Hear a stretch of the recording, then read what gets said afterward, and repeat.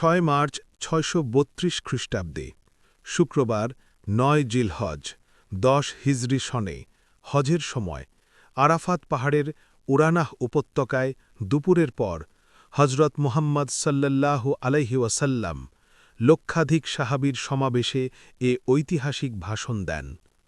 হাম ও সানা পড়ার পর তিনি বলেন, হে মানুষ, তোমরা আমার কথা শোনো। এরপর এই স্থানে তোমাদের সাথে আর একত্রিত হতে পারব কিনা জানি না। হে মানুষ, আল্লাহ বলেন, হে মানব জাতি, তোমাদেরকে আমি এক পুরুষ ও এক নারী থেকে সৃষ্টি করেছি এবং তোমাদেরকে সমাজ ও গোত্রে ভাগ করে দিয়েছি, যেন তোমরা পরস্পরের পরিচয় জানতে পারো। অতএব শুনে রাখে, মানুষে মানুষে কোনো ভেদাভেদ নেই। আরবের ওপর কোনো অনারবের অথবা অনারবের ওপর কোনো আরবের শ্রেষ্ঠত্ব নেই, তেমনি সাদার ওপর কালোর বা কালোর ওপর সাদার কোনো শ্রেষ্ঠত্ব নেই। তোমাদের মধ্যে সেই ব্যক্তি আল্লাহর কাছে সবচেয়ে বেশি সম্মান ও মর্যাদার অধিকারী, যে আল্লাহকে ভালোবাসে। হে মানুষ, শুনে রাখো, অন্ধকার যুগের সকল বিষয় ও প্রথা আজ থেকে বিলুপ্ত হল। জাহিলি যুগের রক্তের দাবিও রহিত করা হল। হে মানুষ, শুনে রাখো, অপরাধের দায়িত্ব কেবল অপরাধীর ওপরই বর্তায়। পিতা তার পুত্রের জন্যে আর পুত্র তার পিতার অপরাধের জন্যে দায়ী নয়। হে মানুষ, তোমাদের রক্ত, তোমাদের সম্মান, তোমাদের সম্পদ পরস্পরের জন্যে চিরস্থায়ীভাবে হারাম অর্থাৎ পবিত্র ও নিরাপদ করা হল, যেমন আজকের এই মাস, এই শহর সকলের জন্যে পবিত্র ও নিরাপদ। হে মানুষ, তোমরা ঈর্ষা ও হিংসা বিদ্বেষ থেকে দূরে থাকবে। ঈর্ষা ও হিংসা মানুষের সকল সৎগুণকে ধ্বংস করে। হে মানুষ, নারীদের সম্পর্কে আমি তোমাদের সতর্ক করে দিচ্ছি, তাদের সাথে নিষ্ঠুর আচরণ করো না। তাদের ওপর যেমন তোমাদের অধিকার রয়েছে, তেমনি তোমাদের ওপর তাদেরও অধিকার রয়েছে, সুতরাং তাদের কল্যাণের দিকে সব সময় খেয়াল রেখো। হে মানুষ, অধীনস্থদের সম্পর্কে সতর্ক হও। তোমরা নিজেরা যা খাবে তাদেরও তা খাওয়াবে, নিজেরা যা পড়বে তাদেরও তা পড়াবে। শ্রমিকের শরীরের ঘাম শুকানোর আগেই তার মজুরি পরিশোধ করবে। হে মানুষ, বিশ্বাসী সেই ব্যক্তি যার হাত ও মুখ থেকে অন্যের সম্মান, ধন ও প্রাণ নিরাপদ। সে নিজের জন্যে যা পছন্দ করে, অন্যের জন্যেও তাই পছন্দ করে। হে মানুষ, বিশ্বাসীরা পরস্পরের ভাই।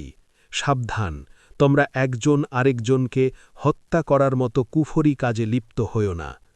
হে মানুষ, শুনে রাখো, আজ হতে বংশগত শ্রেষ্ঠত্ব বা কৌলিন্য প্রথা বিলুপ্ত করা হল। কুলীন বা শ্রেষ্ঠ সেই যে বিশ্বাসী ও মানুষের উপকার করে। হে মানুষ, ঋণ অবশ্যই ফেরত দিতে হবে। বিশ্বস্ততার সাথে প্রত্যেকের আমানত রক্ষা করতে হবে। কারো সম্পত্তি সে যদি স্বেচ্ছায় না দেয়, তবে তা অপর কারোর জন্যে হালাল নয়। তোমরা কেউ দুর্বলের ওপর অবিচার করো না। হে মানুষ, জ্ঞানীর কলমের কালি শহীদের রক্তের চেয়েও মূল্যবান। জ্ঞান অর্জন প্রত্যেক নর নারীর জন্যে ফরজ, কারণ জ্ঞান মানুষকে সঠিক পথ দেখায়। জ্ঞান অর্জনের জন্যে প্রয়োজনে তোমরা চীনে যাও। হে মানুষ, তোমরা তোমাদের প্রভুর ইবাদত করবে, নামাজ কায়েম করবে, জাকাত আদায় করবে, রোজা রাখবে, হজ করবে আর সংঘবদ্ধভাবে নেতাকে অনুসরণ করবে, তাহলে তোমরা জান্নাতে দাখিল হতে পারবে। হে মানুষ, শুনে রাখো, একজন কুৎসিত কদাকার ব্যক্তিও যদি তোমাদের নেতা মনোনীত হয়, যতদিন পর্যন্ত সে আল্লাহর কিতাব অনুসারে তোমাদের পরিচালিত করবে, ততদিন পর্যন্ত তার আনুগত্য করা তোমাদের অবশ্য কর্তব্য। হে মানুষ, শুনে রাখো, আমার পর আর কোনো নবী নেই। হে মানুষ, আমি তোমাদের কাছে দুটি আলোকবর্তিকা রেখে যাচ্ছি। যতদিন তোমরা এ দুটো অনুসরণ করবে, ততদিন তোমরা সত্য পথে থাকবে। এর একটি হল আল্লাহর কিতাব, দ্বিতীয়টি হল আমার জীবন দৃষ্টান্ত। হে মানুষ, তোমরা কখনোই ধর্ম নিয়ে বাড়াবাড়ি করো না, কারণ অতীতে বহু জাতি ধর্ম নিয়ে বাড়াবাড়ির কারণে ধ্বংস হয়ে গেছে। হে মানুষ, প্রত্যেককেই শেষ বিচারের দিনে সকল কাজের হিসেব দিতে হবে, অতএব সাবধান হও। হে মানুষ, তোমরা যারা এখানে হাজির আছো আমার এই বাণীকে সবার কাছে পৌঁছে দিও। এরপর তিনি জনতার উদ্দেশ্যে জিজ্ঞেস করলেন, হে মানুষ, আমি কি তোমাদের কাছে আল্লাহর বাণী পৌঁছে দিয়েছি? সকলে সমস্বরে জবাব দিল, হ্যাঁ। এরপর নবীজি সাল্লাল্লাহু আলাইহি ওয়াসাল্লাম বললেন, হে আল্লাহ, তুমি সাক্ষী থাকো, আমি আমার সকল দায়িত্ব পালন করেছি। আমিন।